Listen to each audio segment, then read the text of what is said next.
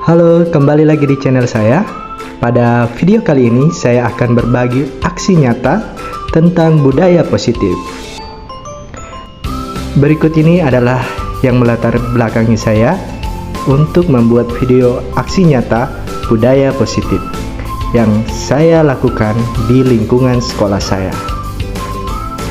Dan tujuan aksi nyata yaitu membuat keyakinan kelas, menerapkan segitiga restitusi, dan mengenalkan budaya positif dalam bentuk diseminasi budaya positif kepada guru.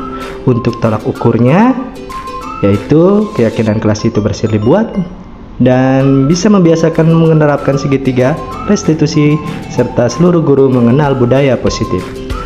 Lini masa dari aksi nyata ini adalah sebagai berikut.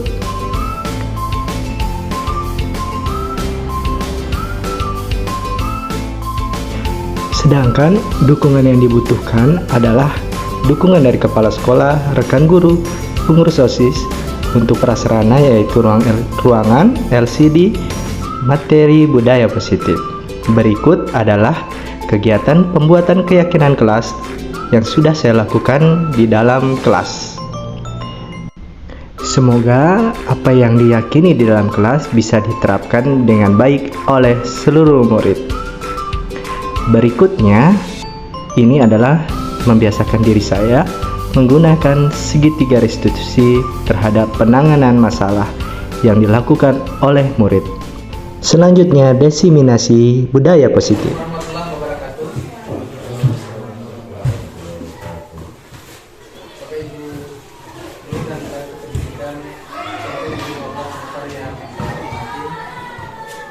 Syukur kita panjatkan kepada Allah Subhanahu wa taala, Tuhan yang Maha Kuasa, atas banyak rahmatnya sehingga kita semua masih bisa hadir. Pada hari ini ada beberapa kegiatan yang kita akan selesaikan.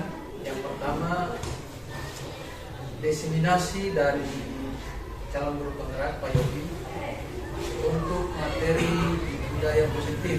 Melalui kesempatan ini kita sama-sama mendengarkan apa yang akan dipresentasikan oleh Pak Yogi. Pada Pak Yogi saya silakan. Assalamualaikum warahmatullahi wabarakatuh. Waalaikumsalam warahmatullahi wabarakatuh. Dan selamat pagi.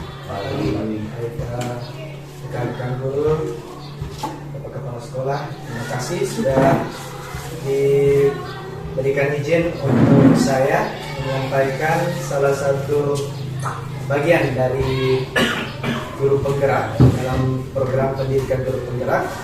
Jadi sebelumnya saya sudah belajar tentang modul 1. Jadi di guru penggerak itu ada sekitar 6 modul, dan baru beberapa minggu lalu sudah menyelesaikan modul 1 tentang intinya tentang budaya positif. Nah, saya bukannya mau menggurui atau bagaimana.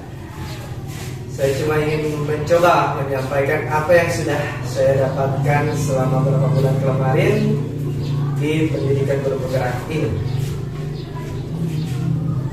Untuk judul ini, budaya positif, itu memang bagian dari modul ini, terutama di modul 1 ini.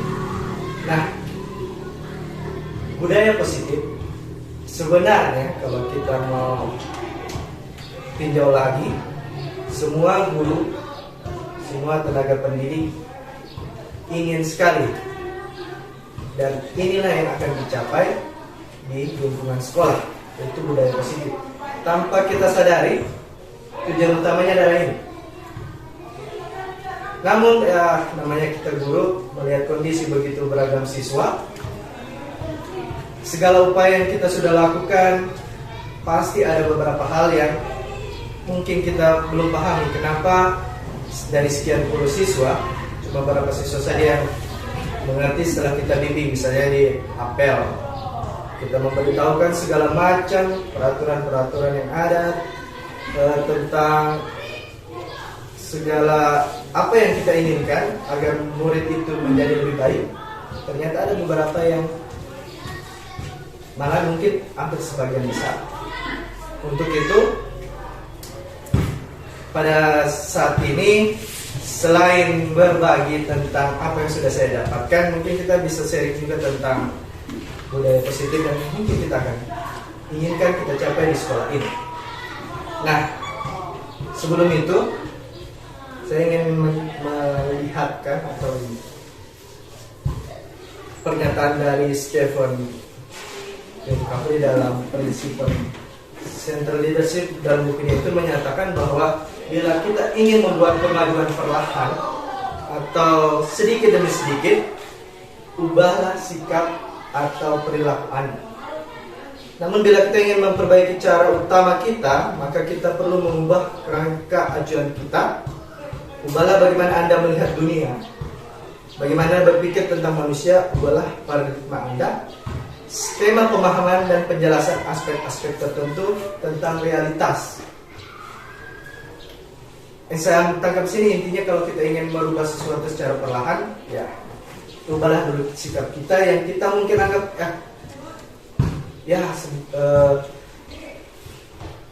apa yang kita pikirkan ternyata tidak sejalan dengan apa yang terjadi. Apa yang salah di situ? Saya seperti itu. Jadi karena kita adalah guru, kita mempunyai lingkungan di sekolah, berarti yang kita harus cari tahu sebenarnya dasar pendidikan itu seperti apa. Oleh karena itu, ada satu tokoh yaitu Ki Hajar Dewantara. Ini sebagai tokoh yang saat ini sedang sebagai acuan dari pemerintah, terutama dalam IKM atau implementasi kurikulum merdeka. Dasarnya itu diambil dari pemikiran Ki Hajar Dewantara tentang pendidikan dan pengajaran. Nah, Ki Hajar Dewantara ini memiliki pemikiran atau dasar-dasar pendidikan itu yang menuntun untuk setiap murid di dalam pendidikan dan pengajaran. Nah, pendidikan menurut Ki Hajar Dewantara itu seperti apa? Jadi kita mulai lagi ke dasar pendidikannya itu seperti apa supaya kita tahu kira-kira arah budaya positif itu yang baik itu seperti apa. Mulai dari pendidikan. Yang kita tahu, kita sebagai guru itu selalu saja menuntut siswa tanpa kita tahu siswa itu seperti apa. Di sini dijelaskan bahwa pendidikan yaitu menuntun segala kodrat yang ada pada anak-anak agar mereka dapat mencapai keselamatan dan kebahagiaan yang setinggi-tingginya baik sebagai manusia maupun sebagai anggota masyarakat. Kalau Bapak Ibu sudah buka itu PMM, Platform Merdeka Mengajar, mungkin di situ banyak penjelasan tentang pemikiran Ki Hajar Dewantara. Dan pada intinya ternyata kita itu sebagai guru itu bukan untuk menuntut, tapi melainkan adalah menuntut segala kodrat. Kodrat di sini adalah kekuatan dari diri mereka.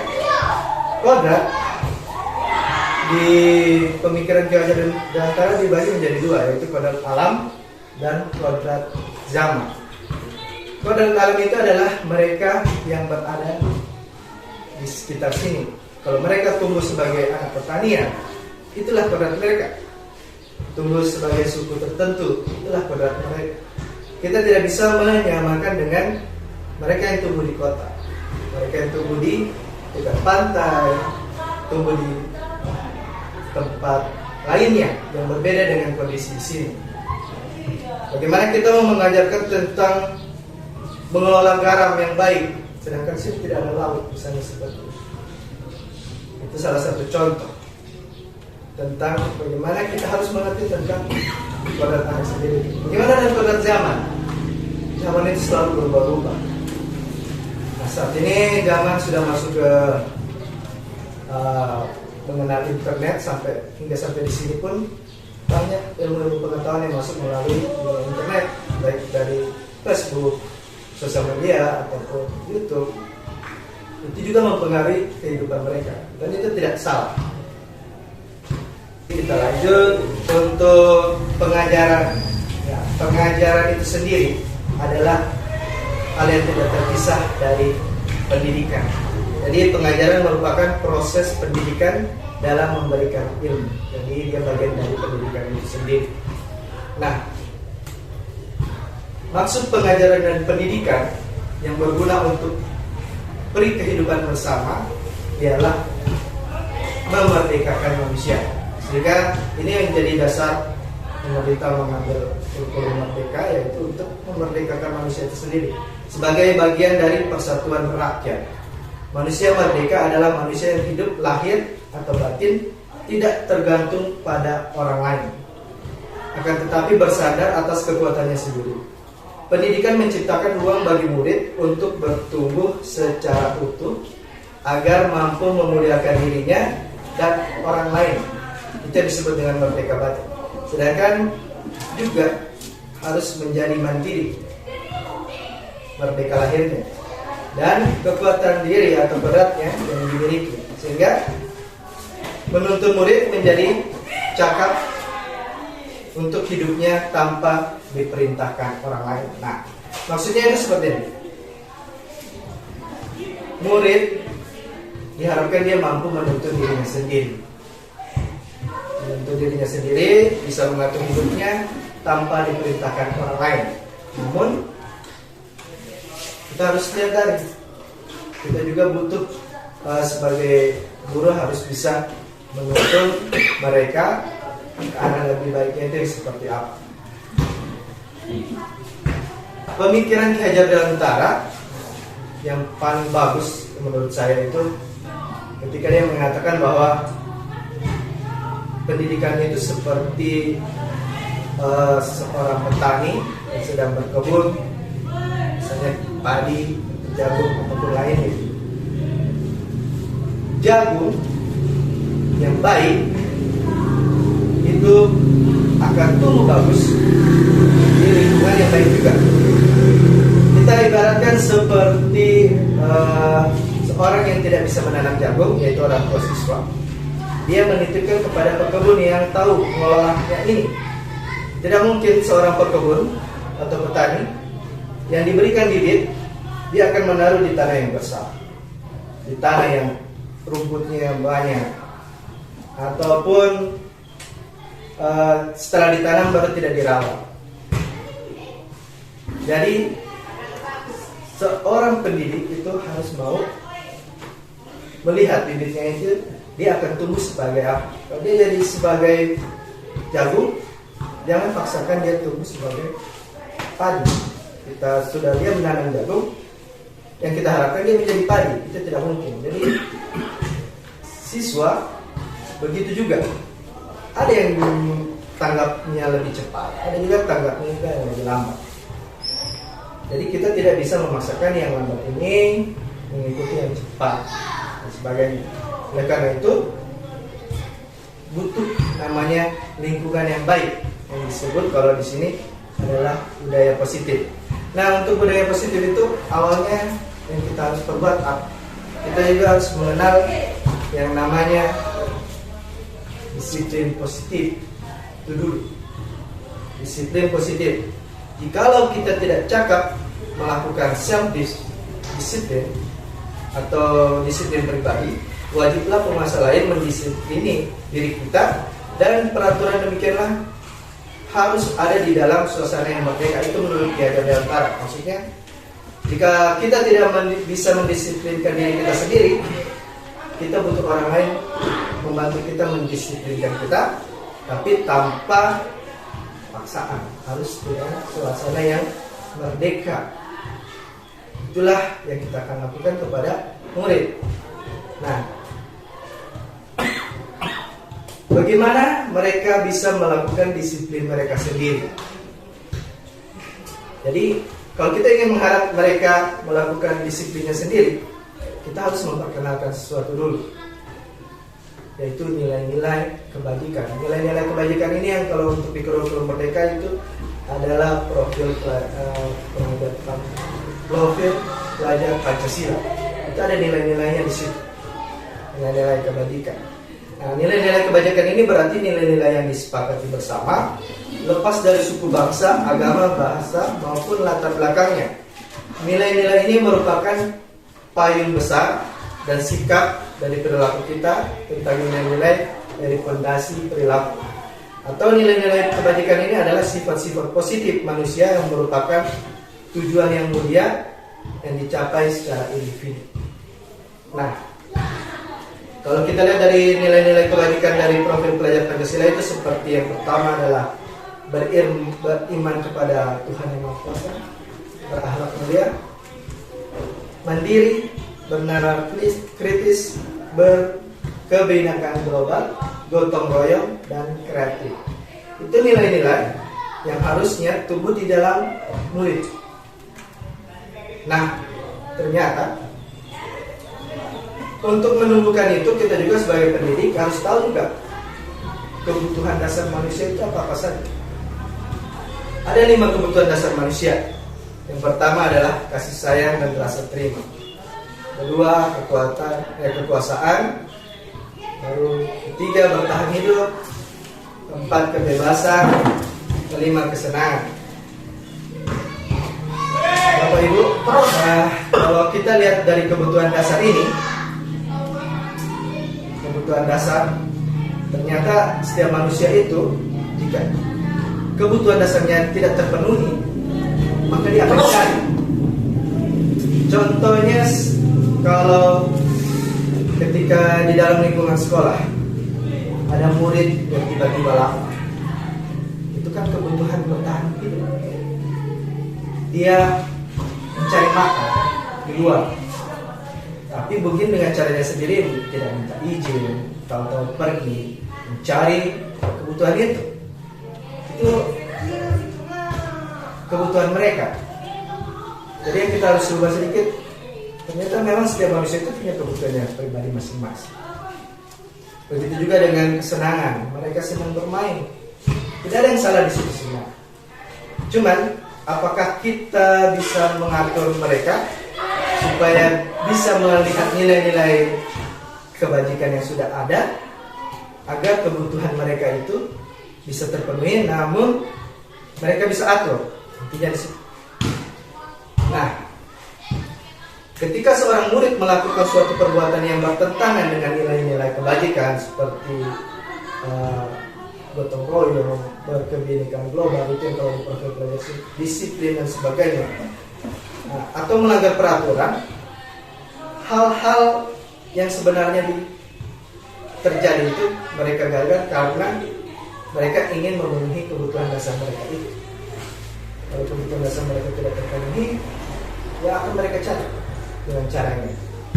Nah, sekarang bagaimana kita caranya mengatur?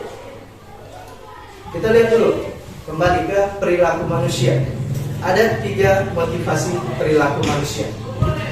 Ini menurut Ian Gossen dalam bukunya, yaitu School Discipline, yang menyatakan ada 3 motivasi perilaku manusia.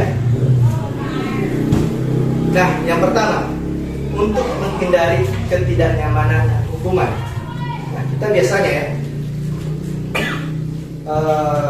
melakukan sesuatu kalau tidak ada hukuman. Buat apa? Yang penting kita lakukan saja. Dia motivasinya untuk melakukan sesuatu karena ada hukuman. Misalnya, kita tidak terlambat karena nanti mau dihukum kalau misalnya terlambat. Sebenarnya bagus juga itu motivasi. Cuman ada DPR lainnya. Ada juga yang untuk mendapatkan imbalan ataupun penghargaan. Misalnya dia akan menjadi juara 1 karena kita ingin mencari DP hadiah, bukan karena dia ingin mendapatkan ilmunya atau sebagainya. Dia hanya ingin mencari hadiah atau apa. Jadi tujuan utamanya sudah lain. Dan ada juga yang ketiga perilaku manusia, yaitu untuk menjadi orang yang mereka inginkan dan menghargai diri sendiri dengan nilai-nilai yang mereka percaya. Jadi yang ketiga ini yang sebenarnya bagus ditanamkan untuk murid-murid. Jadi mereka harusnya untuk berperilaku tertentu itu atas dasar keinginannya mereka, tapi dengan nilai-nilai kebajikan yang mereka percaya itu baik.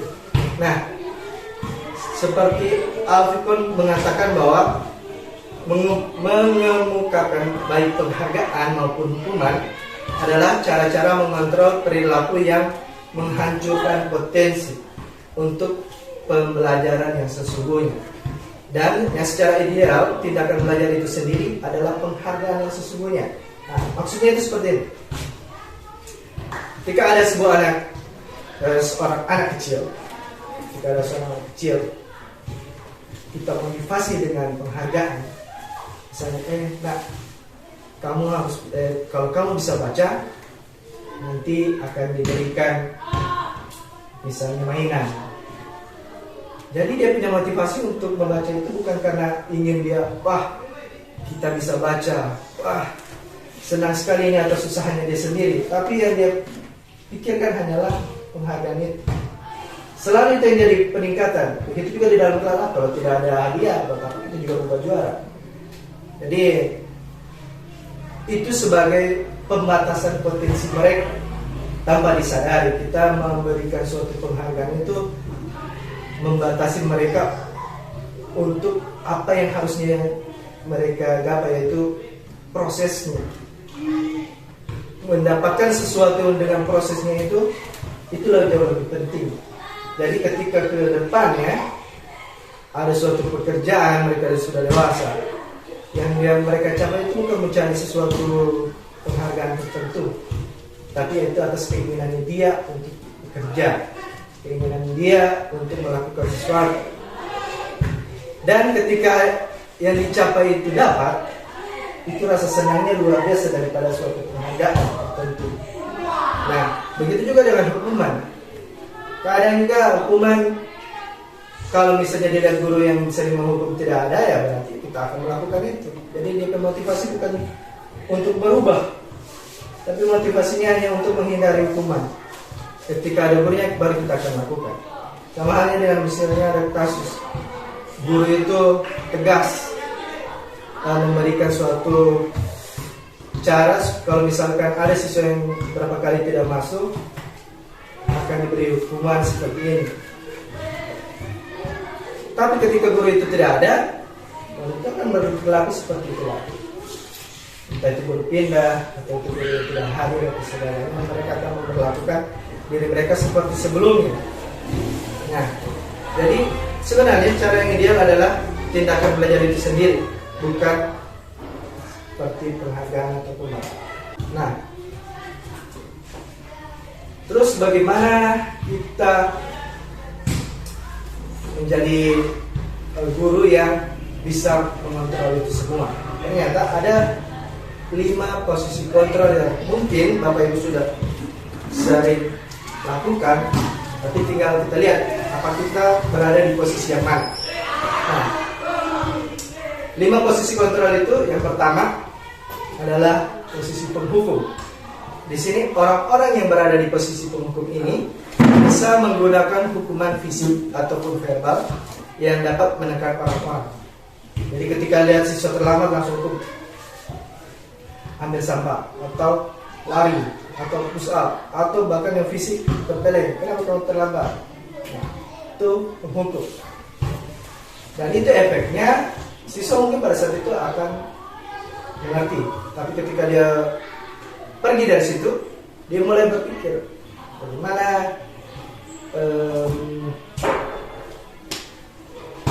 membalas mungkin.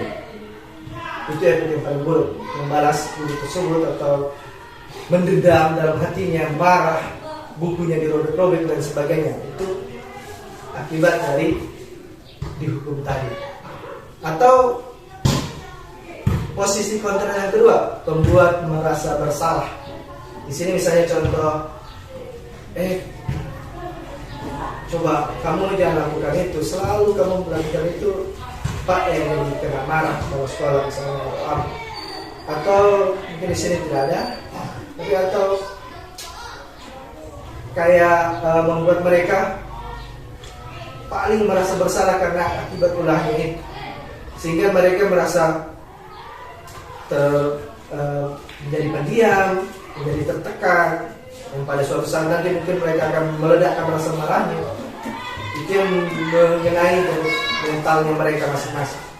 Nah, atau ada yang posisi teman, guru ini pada posisi ini memang tidak menyakiti murid, tapi guru bisa menggunakan humor yang baik dengan humor dan mengontrol murid. Yang begitu Pak.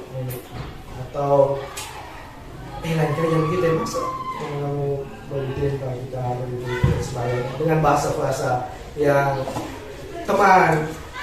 Dan, nah ini efeknya mungkin dia akan mengandalkan itu guru ketika suatu hari nanti. Ketika guru itu tidak ada, mungkin dia akan melakukan hal-hal yang lain lagi. Yang penting guru itu tidak ada, dia akan berbuat baik. Tapi kalau guru ada, jadi tidak ada yang disakiti. Atau dia menjadikan guru itu sebagai tameng untuk melindungi dirinya. Itu perilaku yang mungkin nanti ke depannya jadi tidak baik untuk murid tersebut. Nah, ada yang posisi keempat, yaitu posisi pemantau. Pada saat memantau atau mengawasi, seorang guru bertanggung jawab atas perilaku orang-orang yang diawasinya. Peraturan dan sanksi konsekuensi dapat memisahkan hubungan pribadi murid dan guru dalam posisi pemantau ini. Nah, di posisi pemantau ini batasan ada antara murid dan guru. Namun guru akan menggunakan konsekuensi yang ada yang sudah ditetapkan. Itu bagus. Misalnya terlambat, konsekuensinya apa? Sudah diketahui, sudah mengumpul-umpul. Baru tugas, konsekuensinya apa kalau berapa kali tidak kumpul? Ada konsekuensinya, memang itu bagus. Tapi ada posisi yang paling bagus lagi, yaitu posisi manajer. Seorang yang memiliki keterampilan di posisi teman sekaligus pemantau itu bisa jadi posisi manajer, di mana selain dia bisa tidak terlalu jauh dengan murid, dia juga bisa memberikan pengertian kepada mereka, sekaligus memberikan mereka mendapatkan solusinya sendiri dengan beberapa pertanyaan yang mungkin bermakna. Contohnya begini, misalnya ada siswa terlambat, kita tidak langsung memberikan konsekuensinya, atau mungkin konsekuensi atau hukuman itu adalah tindakan paling terakhir yang harusnya dilakukan. Dan yang pertama dilakukan adalah menanyakan dulu, kenapa mereka terlambat? Kenapa mereka terlambat? Lalu kenapa itu dilanggar? Apa yang terjadi terhadap mereka? Nah, ternyata tindakan seperti itu, kalau di dalam materi ini itu disebut dengan restitusi. Restitusi itu adalah proses menciptakan kondisi bagi murid untuk memperbaiki kesalahannya. Jadi kita tidak langsung menghukum, tidak langsung besok menjadi teman atau sebagainya. Jadi sehingga mereka bisa kembali kepada kelompoknya dengan karakter yang lebih kuat. Jadi harus ada perubahan karakter. Atau merupakan proses kolaborasi yang mengajarkan murid untuk mencari solusi atas masalah mereka sendiri dan membantu murid berpikir tentang orang seperti apa yang mereka inginkan dan bagaimana cara mereka harus memperlakukan orang lain. Nah, jadi restitusi ini mengajarkan kita untuk membuat jika mereka membuat kesalahan, kita tidak langsung memberikan sanksi, tidak langsung marah dan sebagainya. Nah, ada hal-hal tertentu yang akan diangkat dalam posisi manajer ini. Yang pertama itu kita harus mengenal dulu kebutuhan mereka. Mereka melakukan sesuatu yang salah itu karena apa? Dan setelah itu kita mulai menstabilkan mereka punya keadaan. Apakah mereka paham posisinya mereka itu seperti apa? Setelah itu menanyakan keyakinan mereka. Nah, sebenarnya di sini harusnya ditampilkan. Ada yang namanya keyakinan kelas atau keyakinan sekolah yang sebagai dasar dari nilai-nilai kebajikan itu sendiri. Yang tadi ketuhanan, baru gotong royong, baru kebinekaan global, dan nilai-nilai sekolah itu kan secara umum mereka tidak paham secara itu. Jadi kita harus buat ini ke dalam bentuk suatu keyakinan kelas. Kenapa disebut keyakinan kelas? Mengapa tidak peraturan kelas? Seorang yang akan lebih tergerak hatinya dan bersemangat untuk menjalankan keyakinannya itu daripada hanya sekedar mengikuti serangkaian peraturan. Jadi kalau cuma kita tulis peraturan, ya mereka cuma anggap peraturan biasa. Nah, keyakinan kelas ini dibuat dari mereka sendiri dan mereka mulai meyakininya. Misalnya di dalam kelas harus memberikan salam masuk, baru menghargai guru saat di dalam kelas, itu harus mulai dari diri mereka sendiri. Atau dalam sekolah itu keyakinannya saya tidak boleh terlambat, tidak terlambat ke sekolah, misalnya itu yang disepakati buat keyakinan itu. Atau di sini ada beberapa contoh sebenarnya tentang misalnya tidak mengganggu teman. Berarti mulai dari mereka yakin.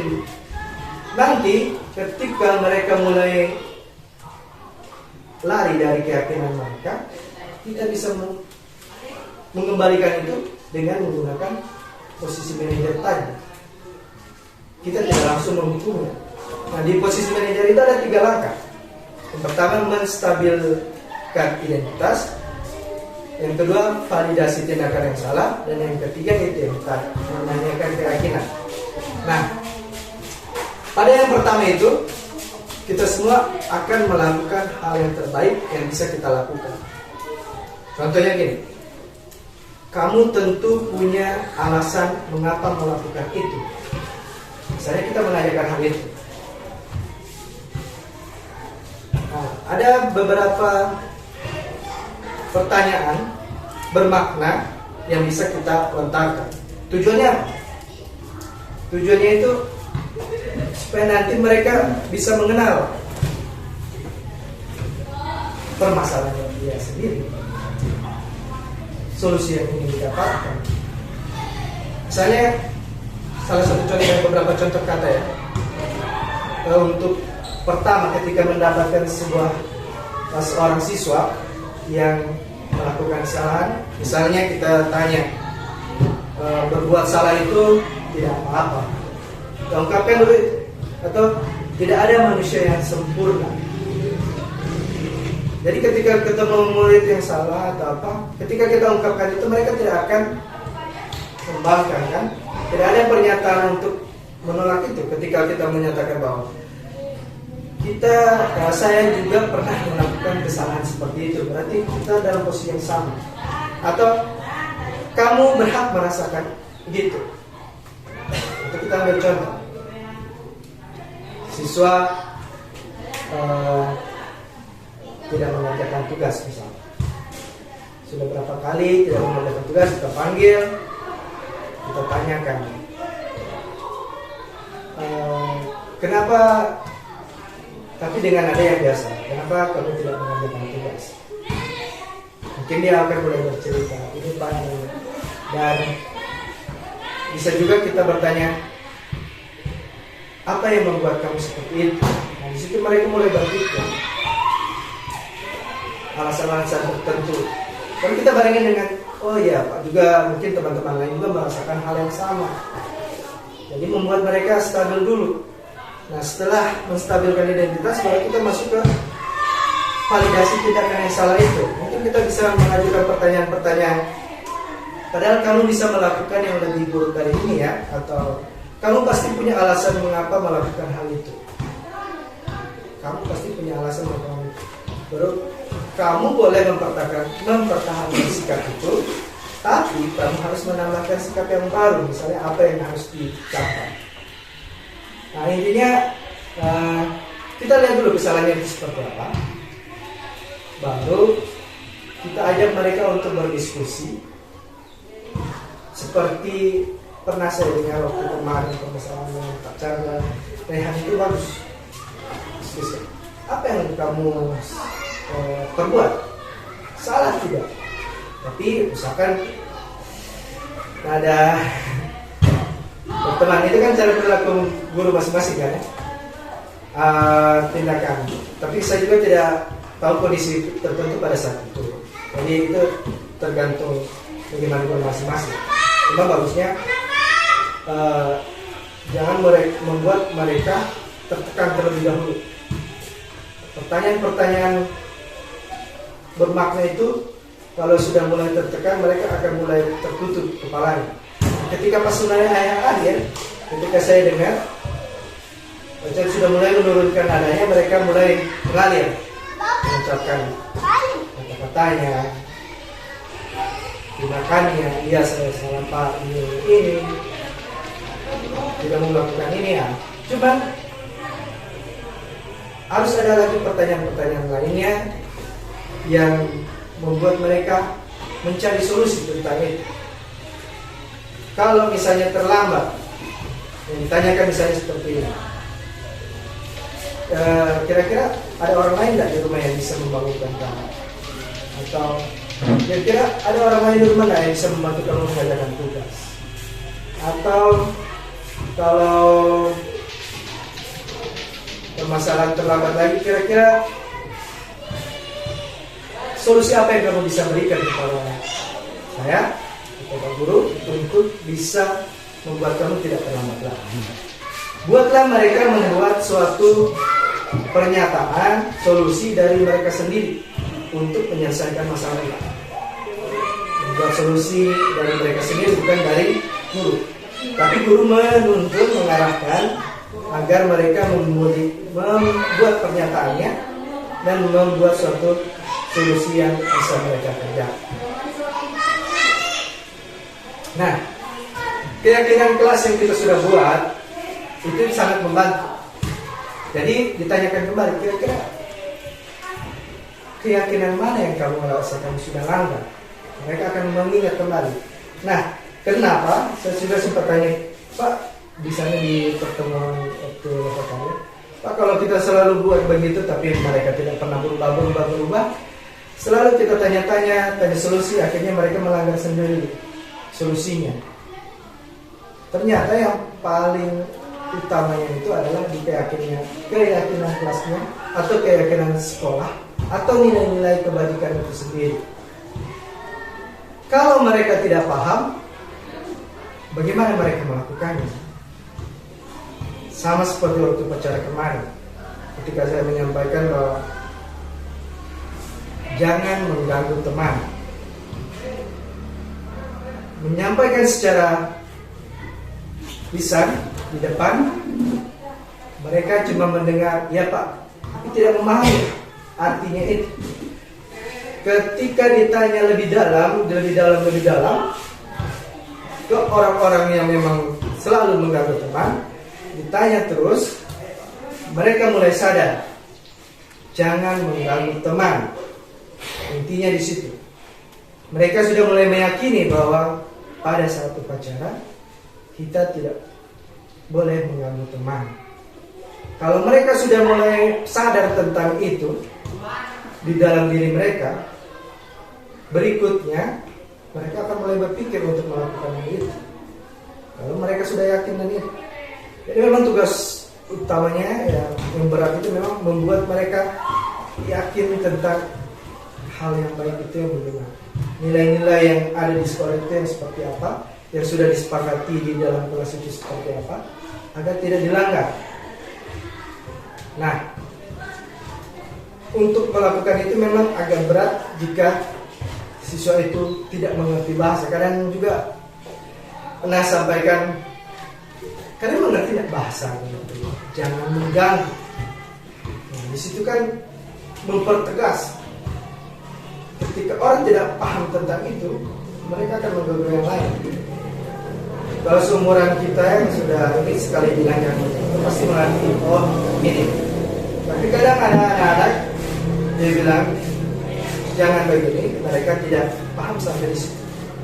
Nah, itu yang membuat mereka sering berulang-ulang melakukan hal itu. Nah, baik, itu sedikit materi tentang budaya positif yang bisa saya sampaikan, dan itulah juga beberapa upaya yang dapat dilakukan di dalam membangun budaya positif di sekolah. Tentunya untuk mewujudkan ini membutuhkan proses yang tidak bisa dilakukan dalam waktu yang singkat. Selain itu, proses ini juga membutuhkan keterlibatan semua pemangku sekolah, dari sekolah, guru, siswa, atau mungkin bisa juga komite sekolah untuk membentuk budaya positif ini. Dan yang paling terakhir, saya ingin menyampaikan, ternyata memang budaya positif ini sebenarnya paling enak. Yang pertama, kita diajarkan untuk bisa bersabar sebagai guru. Melihat sesuatu, seorang murid yang salah, kita jangan langsung emosi. Intinya di situ budaya positif ini. Jangan langsung menaikkan diri kita marah, tapi kita harus ambil langkah pendekatan terlebih dahulu, menanyakan dulu kenapa kamu melakukan itu. Tapi jangan terlalu berlalu dan jangan juga terlalu marah-marah. Usahakan di posisi netral yang membuat mereka bisa diajak bicara. Setelah itu menanyakan kembali kesalahan mereka, dan setelah itu akhirnya menanyakan kembali keyakinan mereka tentang nilai-nilai yang ada. Apakah bisa dipertahankan atau akan mereka lakukan lagi. Jadi demikian, terima kasih. Mungkin kalau ada yang ingin bertanya tentang apa yang saya sampaikan, dipersilakan. Terlalu formal nih tentang budaya positif. Atau sebenarnya kan ini kita sebagai guru-guru ingin mencapai sesuatu tentang murid. Pasti semua suka kalau murid itu disiplin. Tapi dengan segala upaya kita pasti ada hal yang sama, yaitu ada beberapa siswa yang mungkin susah akan ditindaklanjuti. Pasti seperti itu. Jadi ini ada materi ini cuma sedikit berbagi cara untuk menyelesaikan permasalahan itu. Daripada kita marah-marah, bagaimana kita tidak melakukan hal ini?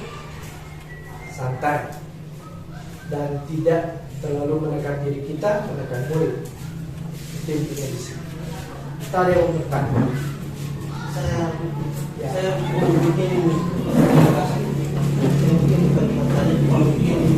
apa yang saya simak dari awal tadi terkait dengan budaya positif yang harus kita biasakan, kita dengan positif. Jadi saya tangkap dari apa yang disampaikan oleh Pak Yogi. Berarti pertama dulu kita terkait dengan tadi. Di situ saya bisa ini ternyata kan di situ bukan melakukan ini menuntun ya, menuntun berarti kita harus lihat dulu, kita kenal dulu peserta didik ini ya. Maksudnya ini mungkin hasil ini dari saya apa yang saya katakan. Saya belum bertanya cuma ini mendapat pendapat saya. Yang pertama saya ini terkait dengan peserta didik, kita harus dulu kita kenal dulu dari si A sampai si B ini kan pasti berbeda-beda kan. A sampai Z itu kan berbeda-beda. Pertama dari kelas 7 itu ada 28 peserta didik, itu ada berbagai macam kemudian karakter, otomatis akan berbeda juga apa yang mereka butuhkan.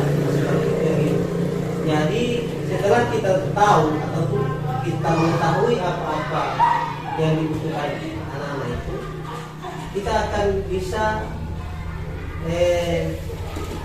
dan mungkin yang kita praktikkan sekarang di kalau macam saya pribadi masih terlalu jauh dari apa yang disampaikan Pak Yok. Jadi saya ini situ apalagi yang terkait dengan itu, ketika ada peserta didik yang mungkin salah, kita langsungin. Tapi dengan berjalan waktu, akhir-akhir ini saya kalau saya pribadi, kalau saya nggak tahu, kalau kemarin pribadi saya ketika anak itu ini saya langsungin, langsung tindak tanpa bertanya, kenapa dia begitu, kenapa ini. Kalau ini yang saya kaitkan dengan apa yang saya sampaikan. Kenapa saya langsung begitu? Terakhir saya ikut MGBK kemarin, dan saya juga sudah pernah sharing dengan Ibu Eda. Ternyata itu mungkin juga sama ada selain Ibu Eda satu orang guru yang pernah saya share. Ternyata itu ketika kita itu tidak, Islam bukan tidak boleh, bukan tidak bisa. Cuma ketika ada peserta didik yang mungkin melakukan kesalahan, kita jangan serta-merta langsung menjustis dia begitu, otomatis langsung down, langsung ini dia. Meskipun dia punya alasan, punya ini untuk dia sampaikan, tapi karena dengan cara kita begitu, dia langsung ini. Nah, dari situ saya pelan-pelan hati saya ini yang ini, karena sedikit-sedikit ketika saya ini, karena itu yang saya rasakan di dalam kelas, Pak Yo. Ketika saya mengajar anak-anak dia, memang entah mereka takut atau gimana, karena memang dengan posisi saya ini kan, jadi dengan sendirinya potensi yang dimiliki, yang ada dasar mereka itu tidak keluar. Karena ketakutan atau apa. Nah, pelan-pelan saya sudah mulai ini ketika anak pergi kayak kemarin di kelas 9 saya ini apa ini dia diskusi dengan ini yang bikin susah sekarang ini kan Zulkifli. Saya sudah tanya sama dia, saya tidak marah, cuma saya ajak macam tadi Pak yang bilang silakan berteman tapi tidak terlalu ini sekali, maksudnya agak tidak terlalu jauh, tidak terlalu dekat. Kita bikin jadi cuma kayak macam teman, terkadang kita jadi seperti itu mungkin gambaran saya yang saya sampaikan terkait apa yang disampaikan oleh tadi tentang berbagi. Memang saya sudah lebih kayak macam ini, sudah lebih tambah banyak lagi saya punya ini. Kemarin dari awal MGDK itu kan sebenarnya pemahaman kita hanya ini kan, padahal sebenarnya itu kita itu sebagai jembatan untuk orang-orang yang punya hambatan dalam pemahaman dan pembelajaran dalam ini itu kalau dalam MGDK. Tambah lagi dengan apa yang disampaikan kita. Jadi saya lebih sudah ternyata. Jadi mungkin seperti itu Pak Yo dan saya. Ya, terima kasih Pak Yusai. Jadi itu juga pernah saya melakukan sedikit. Mungkin Bapak Ibu sudah pernah lihat video-video di sini. Terakhir memang ada testimoni dari siswa itu Rosa bilang menyatakan bahwa Pak, kalau kita langsung ditindakkan dari dia cuman tanpa memberikan alasan juga gimana Pak? Orang juga butuh memberikan alasan, butuh bercerita. Kadang memang mungkin ada beberapa murid tertentu yang beda karakter, tapi ada yang ingin menyampaikan benar-benarnya dulu sebelum mereka memberikan solusi untuk dirinya sendiri. Jadi bukan dari kita, dari mereka. Jadi bagaimana menurut kamu? Baiknya seperti apa? Mereka akan membuat solusinya masing-masing. Nah, budaya positif ini ternyata ada ya di situ. Pertama, kita harus pintar mengatur emosi ketika melihat hal yang sesuatu yang kita anggap tidak baik untuk mereka. Kita tidak langsung memarahi. Seperti misalnya contoh lihat tiba-tiba bisa cuma main game misalnya. Kita langsung bentak dan ini rasanya parah, rugi untuk diri kita, rugi untuk siswa. Tapi bagaimana kalau kita ajak bicara agar mereka memiliki solusinya sendiri seperti itu. Atau ada lagi yang mau didiskusikan mungkin ya berdiri.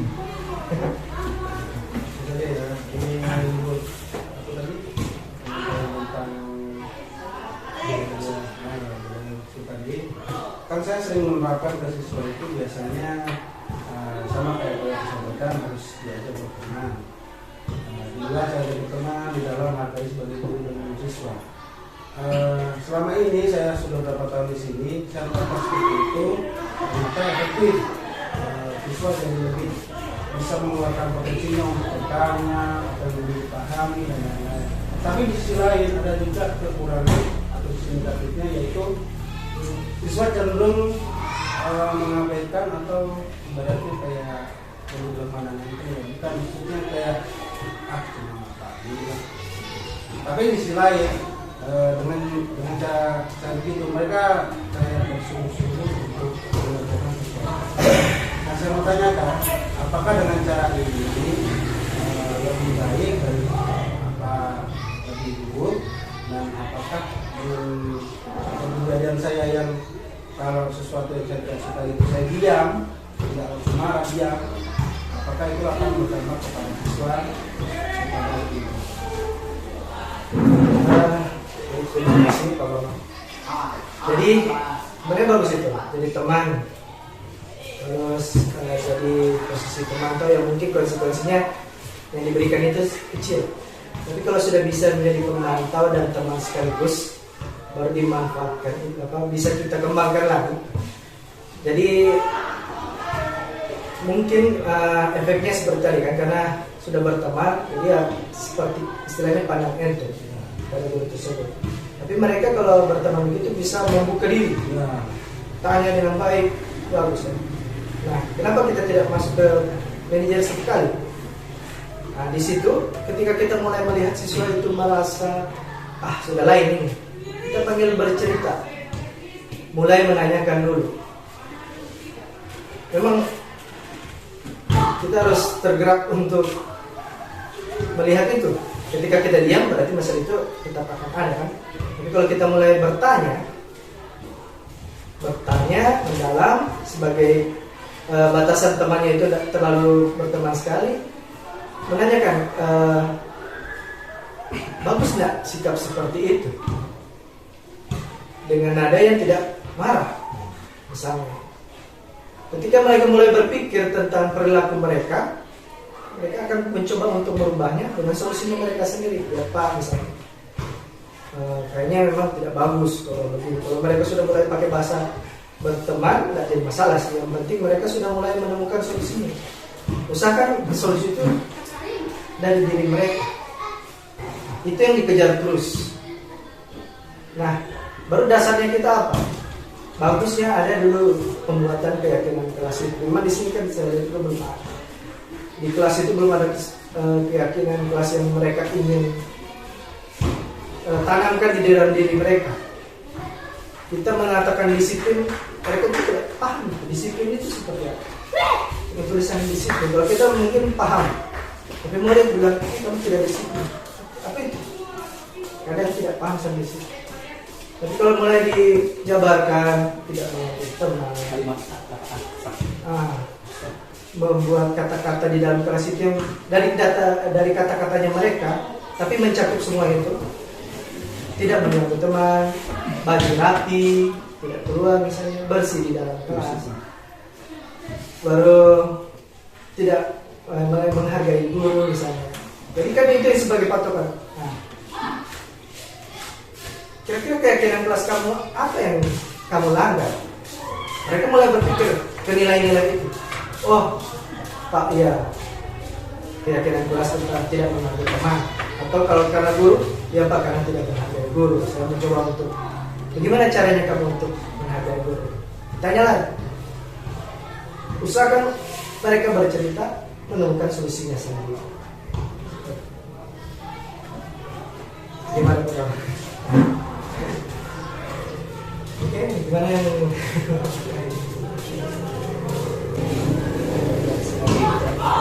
baik, terima kasih kesempatannya.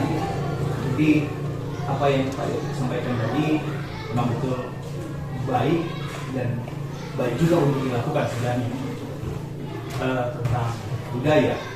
Sebenarnya yang Pak Yogi sampaikan tadi itu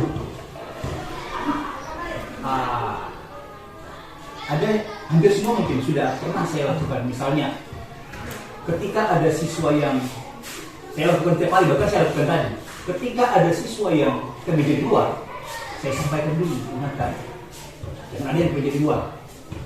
Jika ada, langsung saya tinggal kasih sanksi.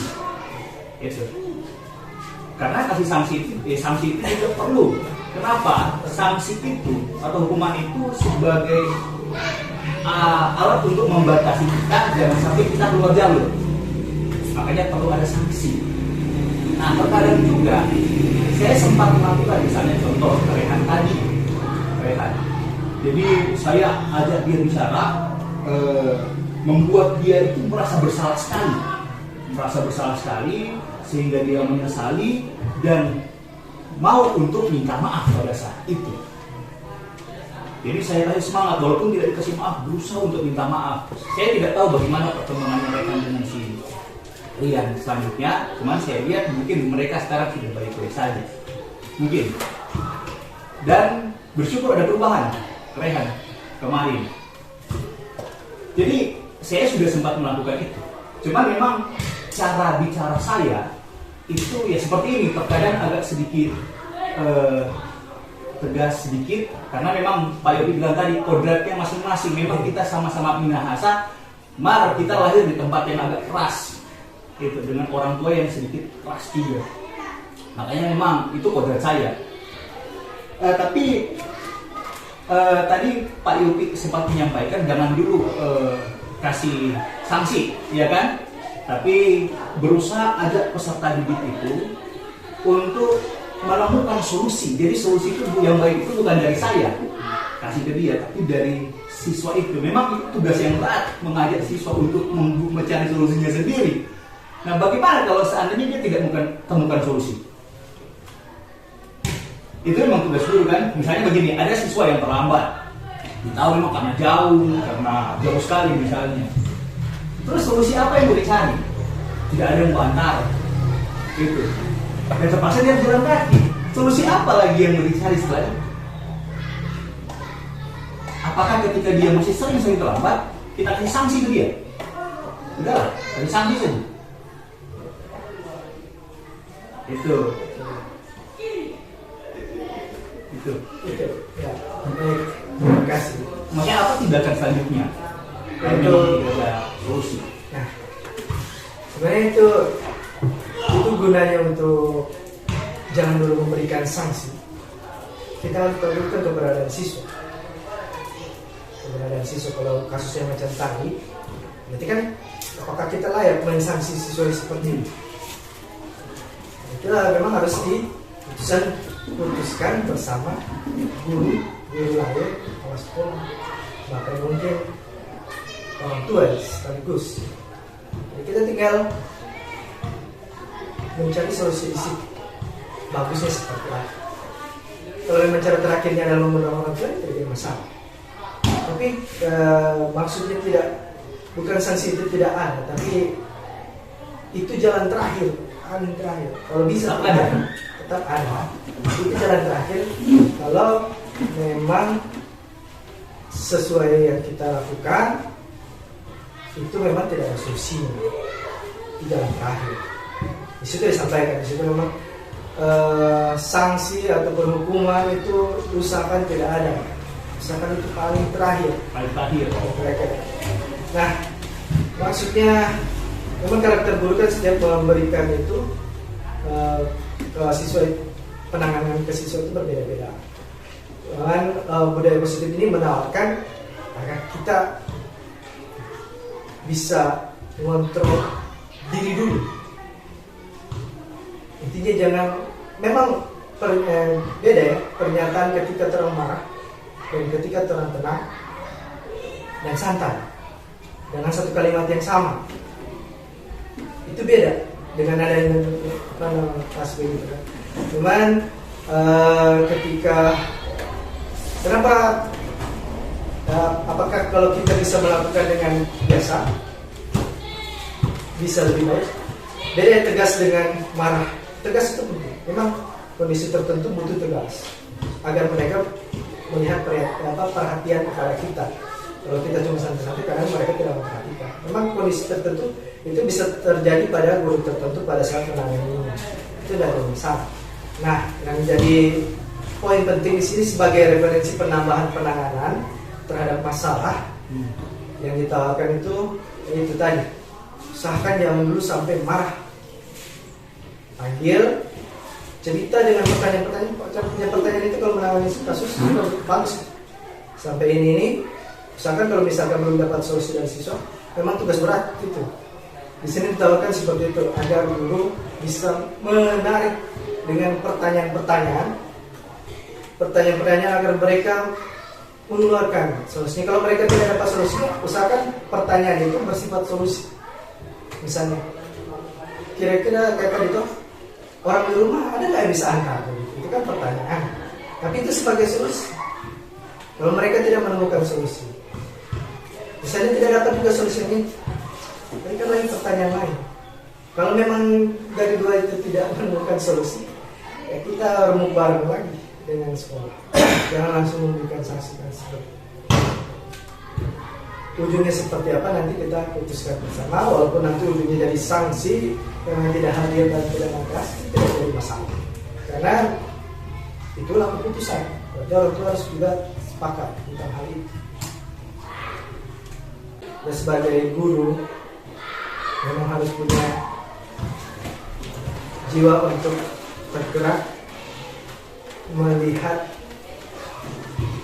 situasi khususnya lingkungan di sekolah, murid-murid itu sendiri.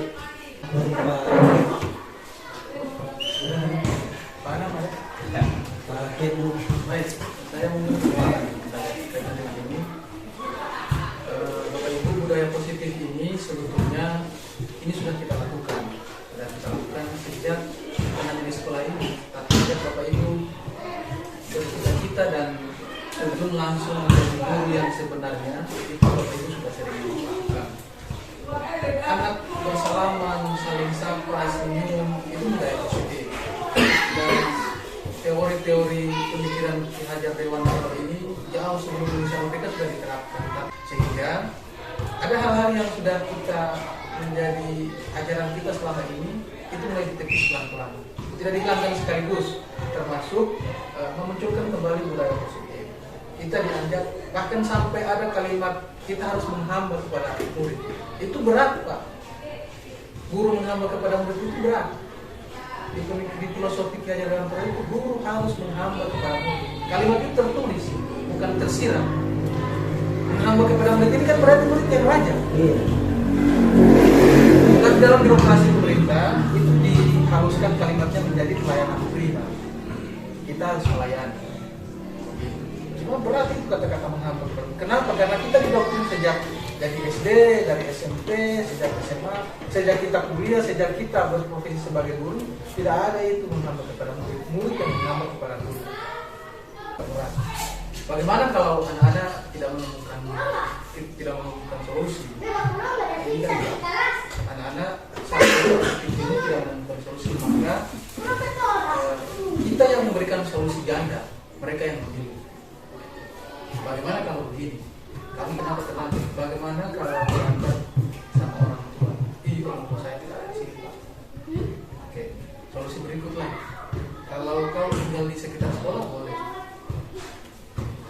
Kalau misalnya kebetulan pas cocok ya, atau tidak kita berikan lebih dari satu atau dua atau tiga solusi, nanti mereka yang memilih. Itu sebagai bentuk ketika tidak muncul tadi solusi tadi, satu pun tidak ada solusi dari anak. Kemudian Bapak Ibu juga harus tetap melakukan pengamatan dan penelitian kecil-kecilan terhadap anak atau oknum murid yang Bapak Ibu memberikan bimbingan, memberikan nasihat tidak memberikan. Harus itu wajib. Salah satunya memvisit atau tidak mereka diwawancarai. Saya sudah pernah wawancara terakhir siapa ini yang Musa ini? Julian. Kalau Tina ini sudah sampai saya culik bawa di rumah 2 hari dengan saya wawancarai dia di sana, saya panggil kerja supaya saya lebih dewasa untuk menanyakan. Tapi Bapak Ibu harus pahami, selama ini saya sedang melakukan pengamatan dan penelitian jelas ternyata mereka ini rata-rata broken home yang memiliki karakter seperti ini, karakter anak yang lain dari anak-anak pada desa ini. Kalau Zulkifli Usman ini kan dia tinggal dengan kakeknya, ayah ibunya sudah berpisah, yang memasak Isman. Kemudian sapi yang mereka pelihara orang lain punya untuk bagi hasil sudah ditarik 3 ekor, sehingga mereka sekarang jadi guru di mana yang orang perlu tenaga. Mereka Bapak Ibu, orang-orang seperti ini tidak boleh juga kita kenakan sanksi yang sama dengan anak-anak lainnya. Tetapi kita harus punya jiwa manusia. Tanpa itu nanti ambil hal-hal yang baik yang disampaikan Pak Yopi. Kalaupun ada pernyataan dari saya tadi, ada yang Bapak Ibu anggap baik, silakan ambil. Kalau saya ditanya, maka saya akan tetap kita kerjaan. Itu dari saya Pak Yopi. Baik, terima kasih Pak Dek untuk penguatannya, dan juga terima kasih juga Bapak Ibu sudah mau berpartisipasi untuk ikut ambil bagian dalam sesi berbagi saya, khususnya dalam budaya positif ini. Jadi sekali lagi saya menyampaikan bahwa saya menyampaikan materi ataupun pengalaman saya belajar tentang model ini ataupun budaya positif ini sebagai referensi, sebagai tambahan pemasukan untuk Bapak Ibu menjalankan tugas sebagai guru khususnya di lingkungan SMP Negeri 12 Wonosari ini. Demikian, terima kasih. Assalamualaikum warahmatullahi wabarakatuh. Waalaikumsalam.